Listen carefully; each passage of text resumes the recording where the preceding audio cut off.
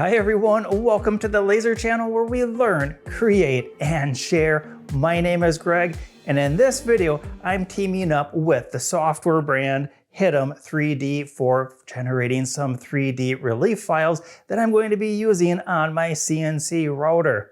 Before this video, to test everything out, I did download one of their sample files, and I took a piece of scrap wood, and this is what I came up with. This turned out absolutely fantastic and so good, in fact, I decided to put a nice wood finish on this. We're going to check this out in depth in just a couple minutes. But first, let's dive into the software and just see how easy, quick, and fun the software is to use before we start a CNC project.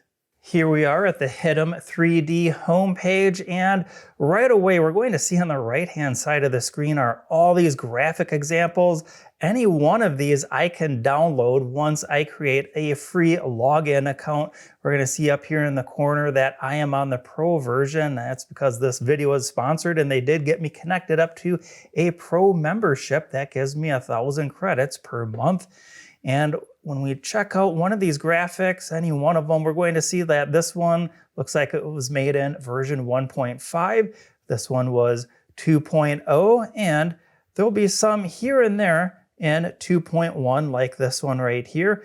And that's the latest and greatest from Hitem3D is this version 2.1, which mainly is going to be a lot faster and produce a lot more natural proportions to the model.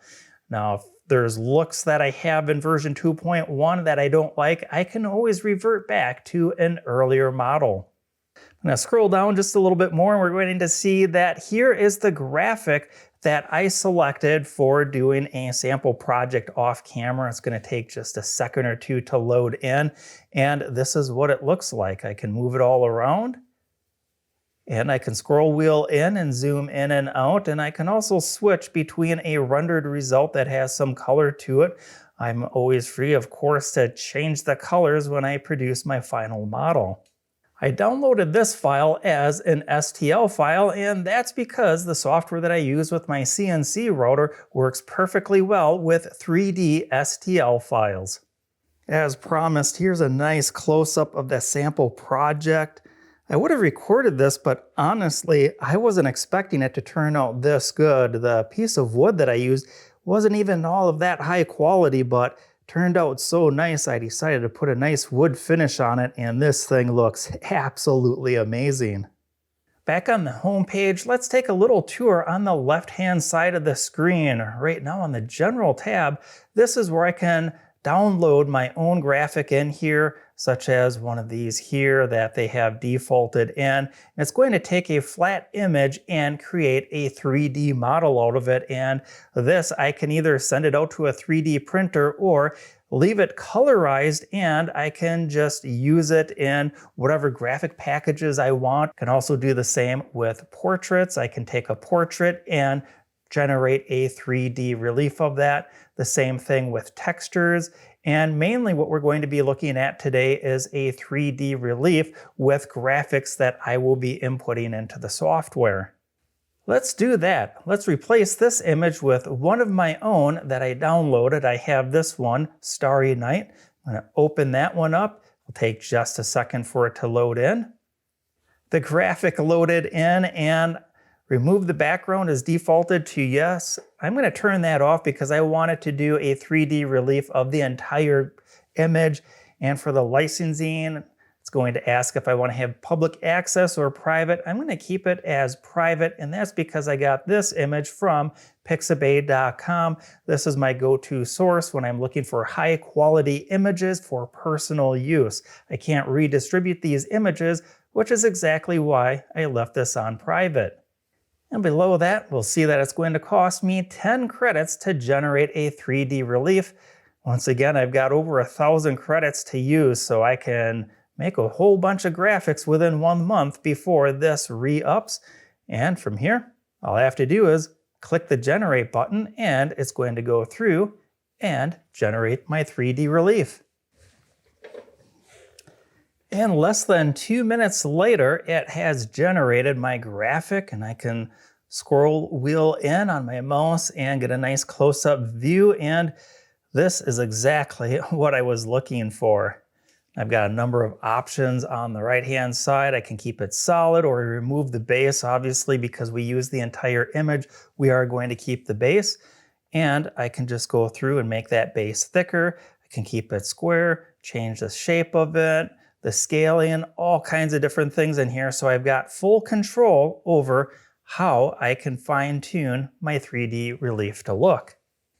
And if I'd like to see what this looks like with color, I can click this button here, and it's going to throw the original colors back on while keeping the 3D relief. Since I'm going to be using wood for this project, I'm going to go back to the white diffuse. And for the download options, it only gives me the STL file, which once again is perfectly fine because it's fully compatible with my CNC router software. I like the way that this looks, but I'm not sure if this is the one that I'm going to use for today's example project. So instead, I'm going to close that one out and I'm going to pick a different file. I have this graphic that I previously used. We'll open that one up. It takes just a second or two for it to upload. This graphic does have a background to it, so I do want to remove that. I'll turn that one on. And this one, once again, I'll just leave it as private. Again, it's going to cost 10 credits to generate. And let's hit the generate button and see what it comes up with, my hipster cat. While that loads in, that graphic file that I used, I previously ran that image file through my laser software and I was able to make a stamping block and do a 2-color stamp of that hipster cat. I've got one with a red hat and one that I did with a yellow hat. Both of them turned out really good, but maybe you want to do this as a 3D relief wood project just like I did on the example project right over here. And in that a short amount of time, we now have our hipster cat up on the computer screen. So this looks pretty good. I'm just going to zoom in a couple spots here, and looks like it went a little bit too deep in a couple of these spots here. It got a little bit confused with that.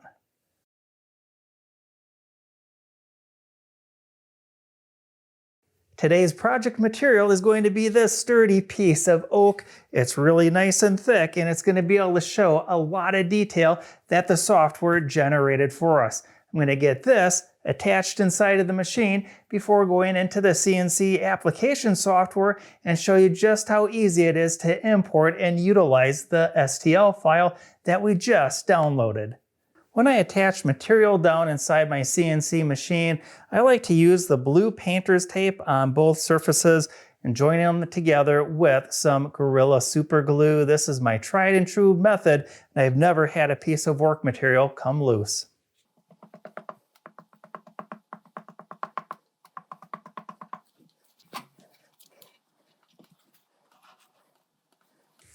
A couple of sandbags make sure that I have a good tight bond between my work material and the machine. And while this sets up, we'll go back into the computer and check out the application software. The CNC software I'm using is called VCarve for Desktop, and it is by far one of the most versatile and popular softwares on today's market. Now to use the STL file I just downloaded, I'm going to navigate to File, Import, 3D model. I'll select the model I want to import, the one I just downloaded, and it's going to immediately open up with absolutely zero issues. Now we've got our huge model here in blue. If I zoom in, we're going to see that I've got this red wire frame. That is going to be the actual work material. Work material is about 10 inches wide by about 11 inches deep, and this 3D model that Hitem3D generated is absolutely huge. It's 40 inches by 34 inches and over 2 inches tall. Much too big for my work material, so I'm simply going to switch the dimensions down to fit my work material. That looks good. I'll hit apply and it shrank it, so now I know that it does in fact will fit on my work material, and I can position and import that into the model. Look at this. This looks absolutely perfect. And best of all, this is quick and it's easy, and there's no extra steps that I have to do with working with the files that I download from Hitem3D. Now, some of you might be noticing that I have my material is taller than it is wider, which is kind of opposite of my graphic image. And that's because I want the wood grain of this project to be vertical. And that's because my CNC machine is going to be milling back and forth in this direction. And when I mill cross grain, I actually get a lot smoother detail out of the project material. So for some of you with a keen eye, that's why I have the materials situated the way that it is. From here, I just have to go and pick the tooling within the software, and I'm going to do that in the background. And I think next, we're just going to watch a little video montage of the 1, 2, 3 steps of creating this project. The first step is going to be doing a rough milling if needed on here. Step 2 will be a finishing bit to put all of this great detail into everything. And finally, the last step is I'll use a milling bit to cut all the way around the perimeter of this project. I'll catch up with you in just a minute.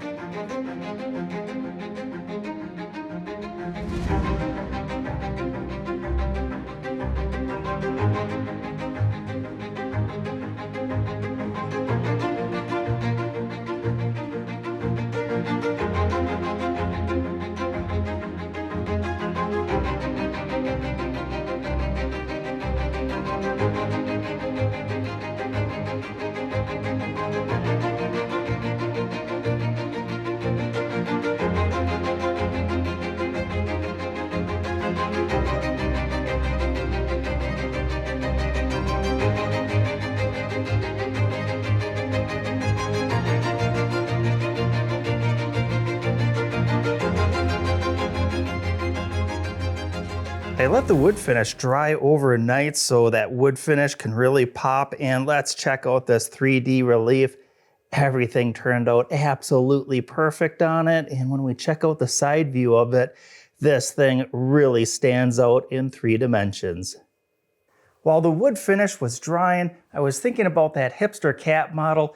It honestly really didn't turn out all that good. I then realized that I only used one modeling mode within the software, and there's a lot of different modes that I can generate 3D reliefs and 3D models. So I want to take a quick second, jump back into the computer and see if we can't make that hipster cat look a lot better.